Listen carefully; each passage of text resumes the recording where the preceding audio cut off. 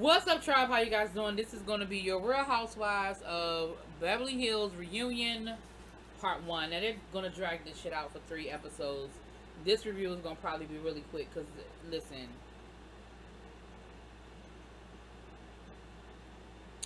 So let's talk about the fashions. They're at home, so it's all virtual.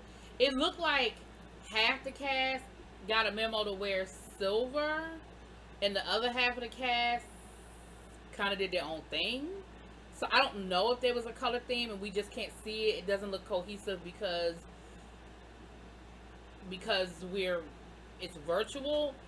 But so it didn't look like, because usually the Real Housewives of Beverly Hills, their color coordination usually is very on point. But this year it just, I don't know.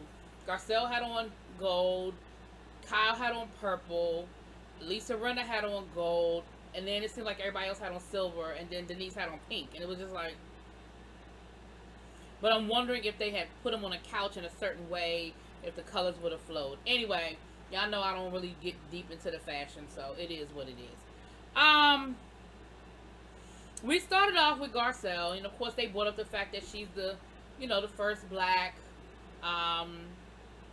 member, and how that was, and she spoke on it and said she kind of felt pressure to, I read between the lines, and basically what I got was that she kind of felt pressured to not be a stereotypical, angry black woman, but at the same time represent well, but at the same time, and she said that she felt like maybe the housewives sort of walked around on eggshells because they didn't want to, like, things that they would do with each other, but they didn't want to get that label of coming for her because, make it a race thing. And I think that was a very valid point. And of course, Kyle was like, I didn't feel like that. No, I don't feel like that. But I do think that maybe that was a situation, because it is, especially with everything going on, it is a thin line to sort of walk. Like, you don't want to be accused of, And she said that Erica, her and Erica hit it off early and soon. And of course, they put up the thing with her and Kyle. Now, here's where Garcelle kind of irritated me a little bit. Garcelle, just stand in that shit. Don't do that, him and Han. Oh, well, I had a drink, and she was just the first name that came. No, you meant what you said, and you said what you meant, especially if you had a drink. Because a drunk man's words are a sober man's thoughts, and I believe that all day, every day. So the fact that when Andy Cohen asked you who was the least welcoming, you meant that shit. It was Kyle. And it's okay. Stand in it. And then, of course, Kyle was like, I haven't said anything but nice things about you. And I was just a little taken aback, and you would say that I was the mean one. Like, why would you say that about me?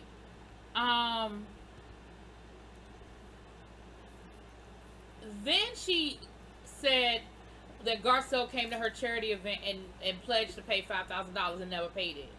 And Garcelle was like, what?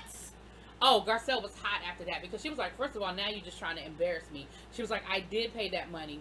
I don't know what you're talking about, and I'm going to get it straight. She said she emailed her business manager, AS and AP, while they were still filming, and she was waiting for a response. And she was like, how dare you do that? And then, of course, Kyle tried to make it like, so you just have to, you're a dishonest person because you pledged to pay for the charity and you never paid your money. Garcelle was like, stop it. And here's how I feel about that whole situation.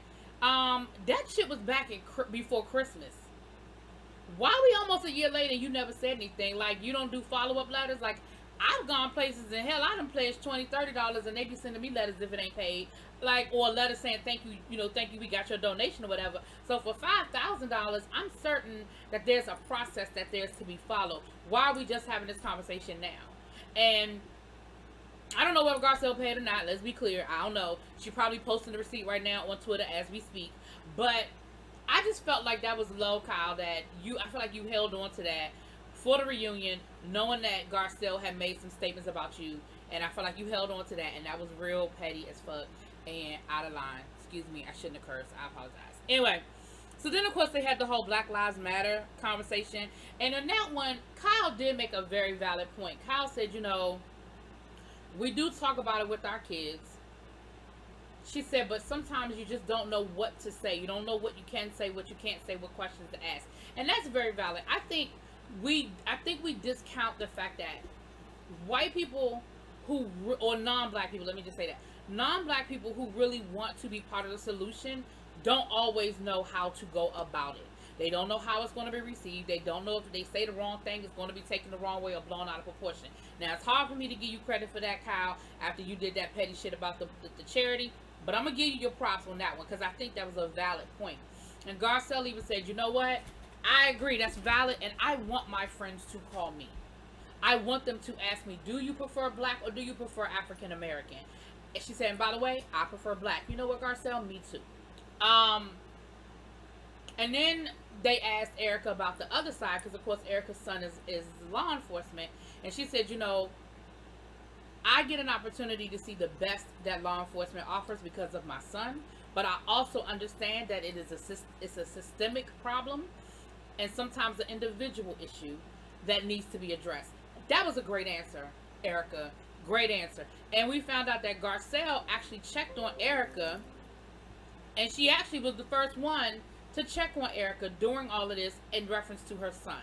And I thought that was deep. I thought that was cool.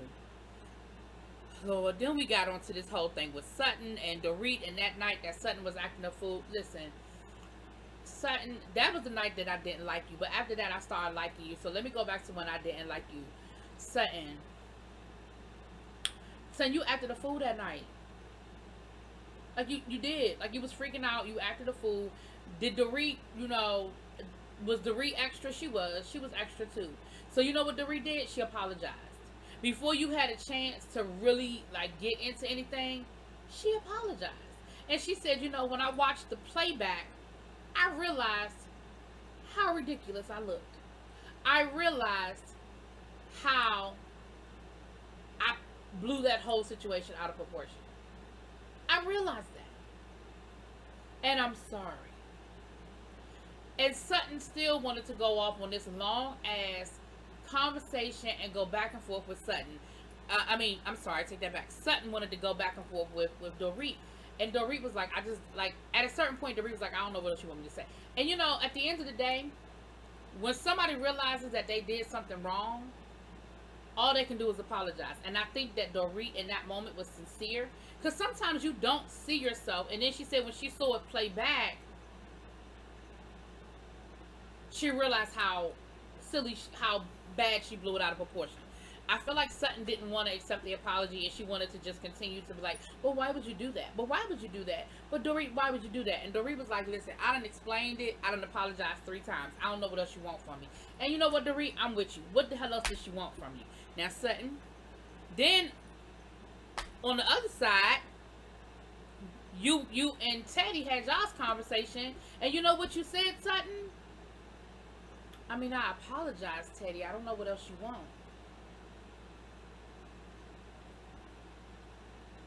That's all Dorit wanted was for you to shut up, because she apologized. Then it was the whole thing with Sutton, Sutton, Teddy, and Sutton making comments about Teddy clothes. Listen, and this is why I do love Sutton. Sutton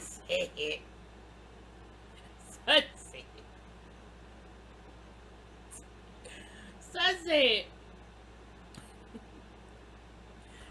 she said, I don't know why you would let a thing like my distaste. No, it was a harsher word than that. Disdain. I don't know why you would let something like my disdain for the way you dress get in the way of our friendship. Girl. Now let's be clear. Teddy, you can't dress. You do need a better stylist. It just is what it is. Like, everybody don't have that. You just need a better stylist. It's okay.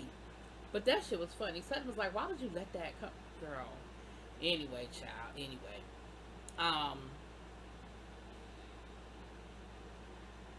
And honestly, y'all, then after that, the rest of the damn show was about Denise and this damn comment about the threesome and how they acted. And the ladies are all pissed off. Everybody except for Dorit and Garcelle are all jumping on Denise. And let me say this though, Denise, you're kind of making it hard to defend you because you do contradict yourself and you do say shit that ain't right. For example,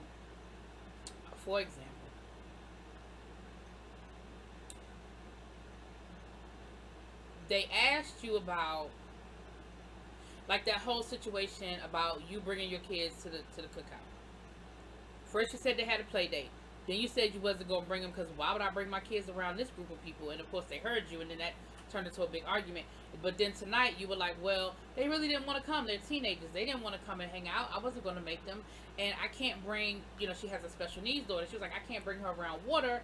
I guess there's something with the water or whatever. And they were like, well, why you ain't just say that? Like, why are we on our third version of this story? But here's the thing I keep coming back to.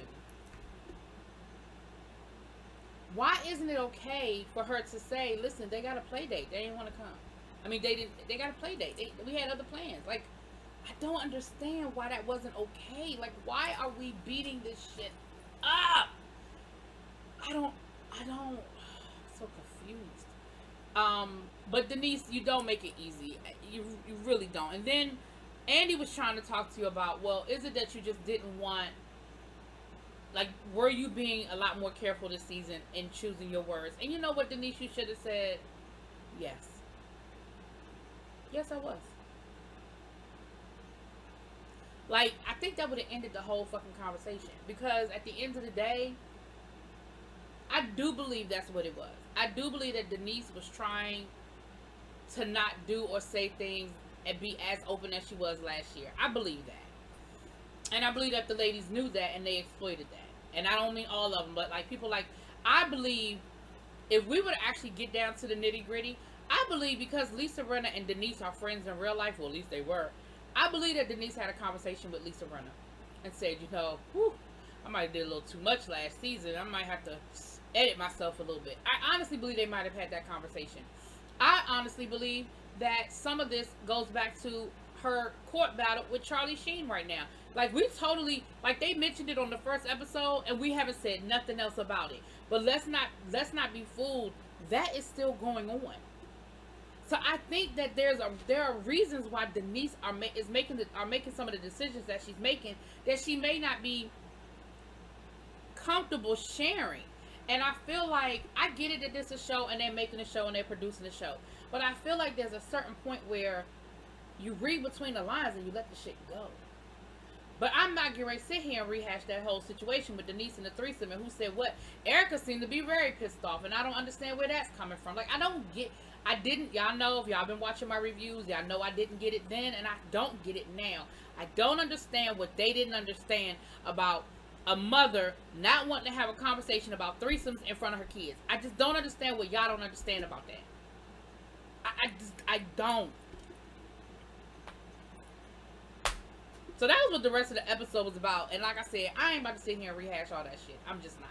So y'all know Erica is my girl, but y'all know even during the season, I wasn't with her on this. So tonight, she was very nasty towards Denise. She was very angry towards Denise. And then Denise, you do other stuff too, like that tweet that you liked, and then you wanted to act like you didn't know you liked the tweet, or that you didn't realize that you liked the tweet talking about Lisa Rinna should lose her job because she was being racist. Now I don't know how the hell we got to the racism thing, but Denise, just stand in the shit. I like that tweet. Yup, I did.